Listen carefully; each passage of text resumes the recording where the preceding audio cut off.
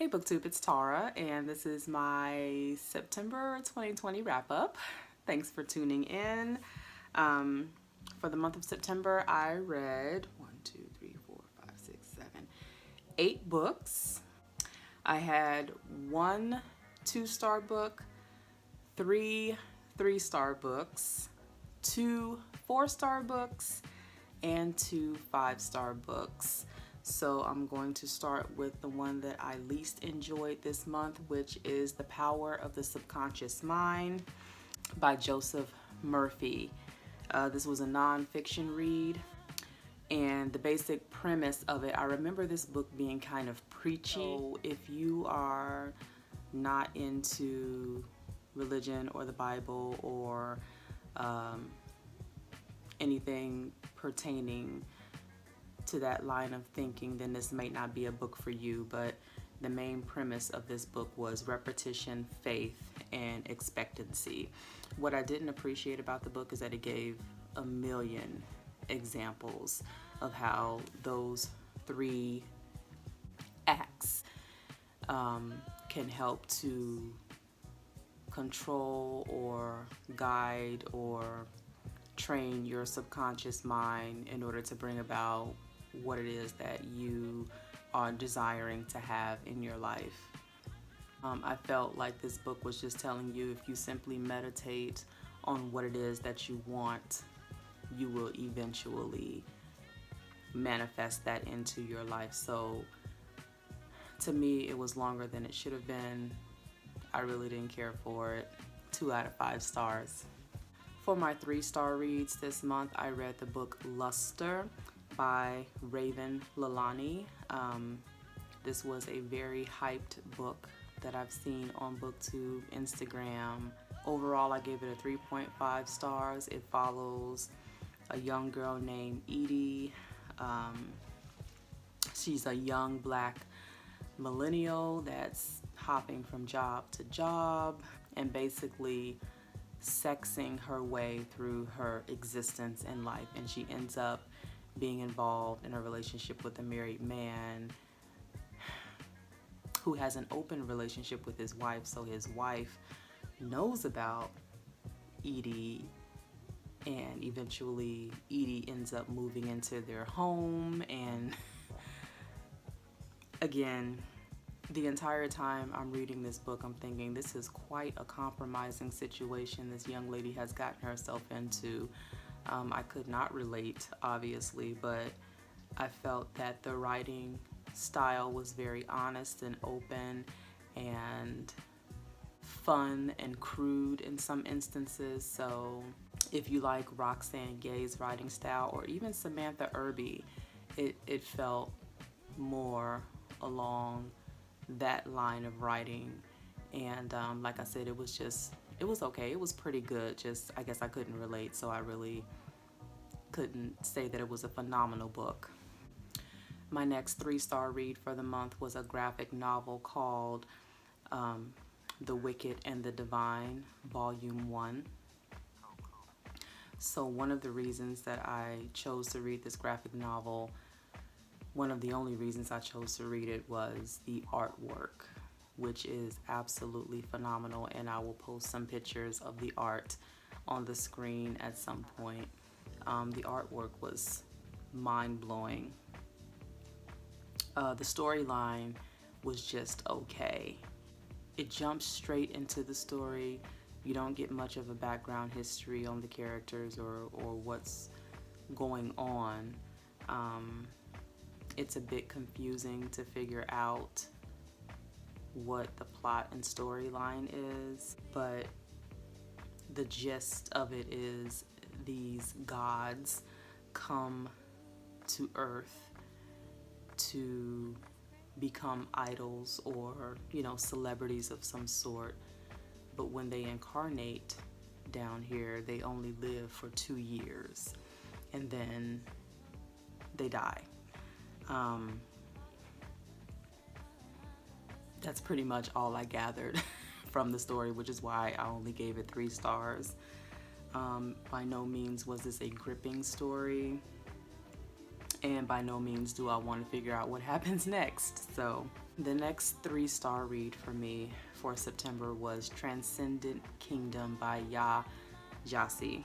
Transcendent Kingdom follows a young PhD student by the name of Gifty. She's studying neuroscience, and she ends up losing her brother, her older brother, to a heroin overdose. You read a lot in the book about how Gifty is caring for her mother, and her mother is in a state of depression and grief and loss because she lost her only son, and from reading the book you gather her favorite child as well. Gifty is not only struggling with the strained relationship that she has with her mother, but also struggling with her faith in God. What I said in my review was that this book was definitely character driven, not necessarily plot driven, because there's not a lot of plot to think or to expound upon. So it's mostly just about, I feel, character development as we read about Gifty's life, her childhood into adulthood. It did start off slow for me, but it does pick up toward the end. So again, 3 out of 5 stars. For my 4-star reads for the month, the first one I'll talk about is Birthright by Adenike. This was my first book by this author, and it did not disappoint. It's a mix of urban fiction and paranormal activity. That in itself, for an urban fiction novel, was something interesting and something different than what I'm used to. The main character, her name is Medallion, and she is pregnant, but the baby doesn't belong to her husband. So you have that bit of scandal within the story, and Medallion ends up carrying a baby that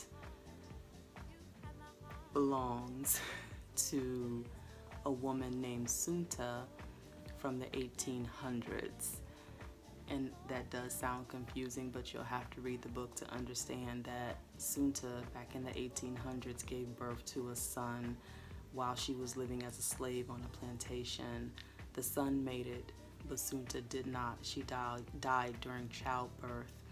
And so somehow that boy ends up crossing generations, and Medallion is now impregnated with a young boy, but she named her son Isaiah, while Sunta, I believe, named her son Elijah. So again, you'll have to read the book to really understand what's going on. It's hard for me to explain it, but it is a very, very good story. Lots of twists, lots of turns, unexpected surprises throughout. 4 out of 5 stars.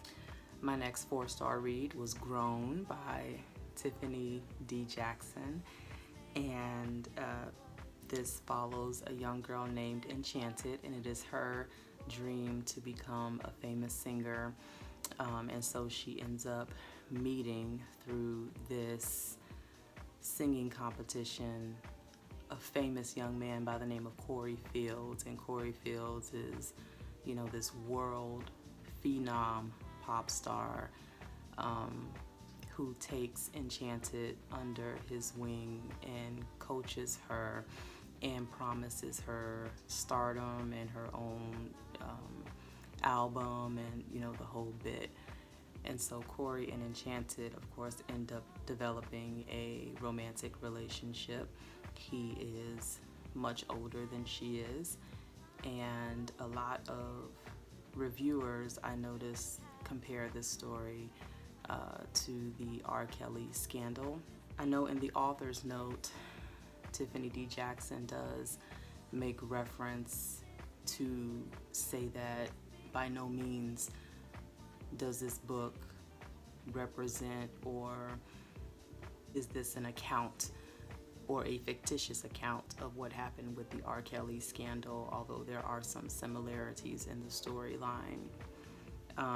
But I felt that this novel definitely speaks to how women, especially African American women or Black women, are silenced, are ignored sometimes, and are unprotected in society. And that's not just a black thing, but you know, women in general a lot of times are silenced and made to feel small or ignorant or guilty for crimes that are held against them. So it was good. It was good. 4 out of 5 stars for me. So my 2 5-star books. I will start with the first one, which is The Fifth Season by N.K. Jemisin. This is not my first N.K. Jemisin book. The first book I read by N.K. Jemisin was How Long Till Black Future Month, and it was just okay because it was a book of anthology. It was an anthology, but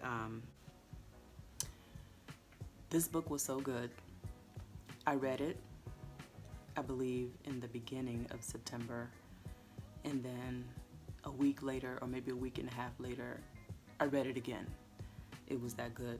The first time I listened to it on Libby, and I was so enthralled and so involved in the adventure of the story, and I felt like when I got to the end, there were some things that I was missing or something I didn't get or pick up on. So the second time I read it on Kindle, and I got more detail, obviously, and I figured out that the 3 storylines of the 3 people we're following is actually the same person, and I didn't pick up on that in the beginning. So you have a woman named Asun who has lost her young son. I think he's 3 or less. He died tragically because his father killed him. And so now Asun is on the hunt for her husband who murdered her son, because she believes her husband still has her daughter. And as she's going on this journey to find her husband, of course she comes across other characters that help to protect her or help to guide her, but she has to stay very leery of strangers because she is an orogene, and orogenes have the power to cause shakes within the earth that can destroy and devastate communities and kill people. So this quest that we go on, again, you have 3 different storylines, 3 different characters, but you realize it's really the same person in the end. It was a phenomenal read, just plot driven, and again, I had to read it twice to really grasp everything that was happening and going on. I loved it though. I'm going to read the second book because there's 3 in the trilogy, and hopefully I'll have good things to say about The Obelisk Gate, which is book number 2. The final book I'm going to talk about, 5 out of 5 stars, is Girl, Woman, Other by Bernardine, Evaristo. This was phenomenal. Probably the best book of the year for me thus far. This is also an anthology written about many, many, many different black women over in London. And the stories of each of these women are very different.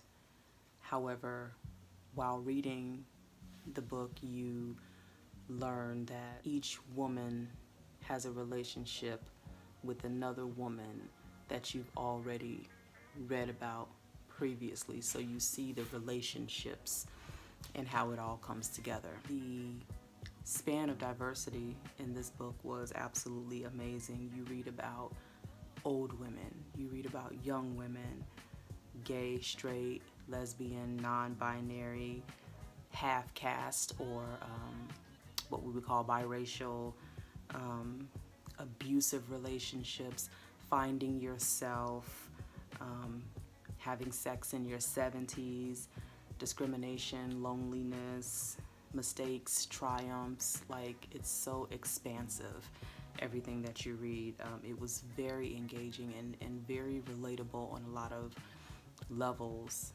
because you are dealing with women of, I would say, young, middle, and old age. So I personally could relate to, well, I can't say I can relate to some of the stories, but I can get, especially with some of the themes that they dealt with, you know, careers and being mothers and dealing with certain issues in relationships and things of that nature.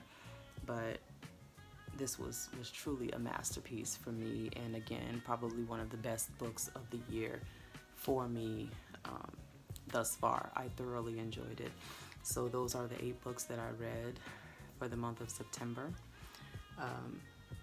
Thank you guys for watching, and if you haven't subscribed, please consider doing so if you would like to see more content from me, and I will talk to you in the next one. Bye.